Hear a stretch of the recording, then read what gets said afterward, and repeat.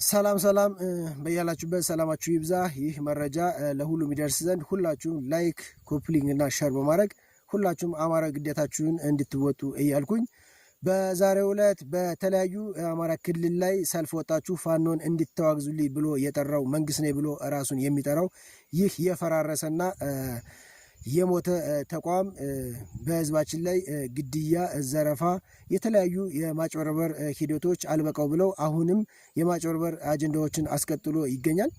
ይህም ጀግናው ማህበረሰባችን ከ3 ከ4 ቀን በፊት በየቤቱ ተላላኪዎችን ልኮ ስብሰባ ሰልፍ ካልወጣችሁ እርምጃ እንወስድባችኋለን ሲል መሰንበቱን መረጃዎችን ሲያቀብሉን ቆይተዋል።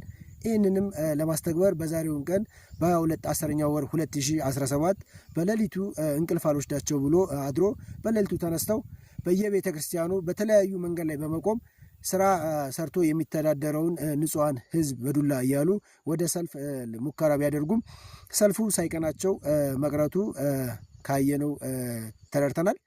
ይህንም አስመልክቶ በራሱ ስር ደሞዝ የሚከፍላቸው ቅጥረኞችን ከጥቃቅን ሰራተኞች ተነስቶ ሸሚዝ በማሳተም ባነርና ወረቀት ይዘው ሰልፉን ለማካሄድ ሙከራ ቢያደርጉም ጀግናው የአማራ ህዝብ ሰልፍ ባለመውጣት ታሪካዊ አሻራውን ያስቀመጠበት ቀን ነው።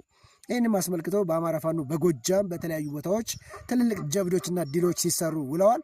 ከነዚህ መካከል አንጋፋው ትልልቅ ጀብዶችን በመስራት የሚታወቀው ብርጌድ በአማራ ፋኖ በጎጃም አንደኛ ክፍለ ጦር የጣናው መብረቅ ብርጌድ በተለያዩ ቦታዎች ባንዳን ያንቀጠቀጠ ባንዳን አንገት ያስደፋ ለባህር ዳር ከተማ ባንዳ የእግር እሳት የሆነው ይህ ብርጌድ ባህር ዳር ሻለቃን በመላክ ዛሬ መንግስት አለመኖሩን ባህር ዳር ከተማ ላይ በግልጽ ያሳየበት ቀን ነው።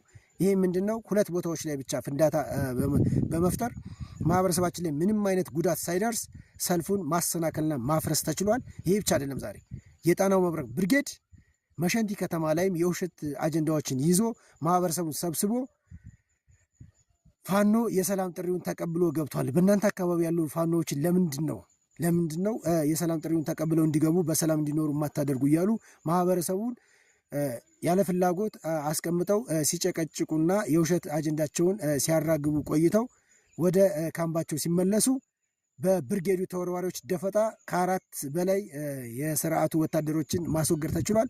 3 ያክሉ ደግሞ ቁስለኛ ሁነው ይህን ድል የተጎናጸፍንበት ቀን ነው። ይህን ያደረገው የጣናው መብረቅ ብርጌድ ከሻለቆች ጋር ከተወርዋሪዎች ጋር እዝና ሰንሰለትን ተከትሎ አሁንም ድሎችን እየሰራ የሚገኝ ብርጌድ ነውና ሁላችሁም ይህን መረጃ ሼር ኮፕሊንግ በማድረግ ለሚመለከተው እንድታደርሱ ስል ይህን መረጃ ያደረስኩላችሁ የአማራ ፋኖ በጎጃም አንደኛ ክፍለ ጦር የጣናው መብረቅ ብርጌድ ህዝብ ግንኙነት ሙሉጌታ ደሳለኝ ነኝ። አመሰግናለሁ። ድል ለተገፋው ህዝብ፣ ድል ለአማራ ህዝብ።